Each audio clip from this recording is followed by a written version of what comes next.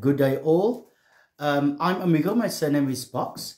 I'm a student at Stadio, currently studying towards my advanced diploma in technical and vocational teaching. My subject discipline at this stage is Management Communication Report 191.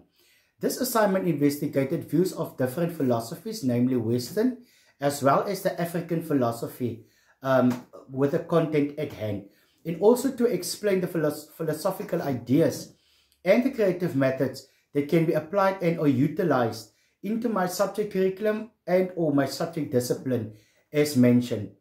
Educational philosophy is explained to be the ways of teaching in different circumstances and which philosophy to apply to a classroom to effectively help to develop young professionals for the world of work.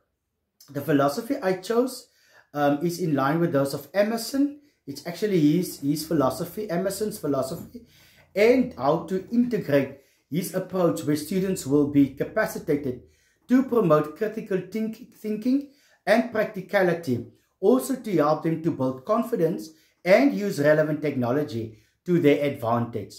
It will be advantageous to implement this chosen philosophy as investigated towards teaching in your respective subject disciplines.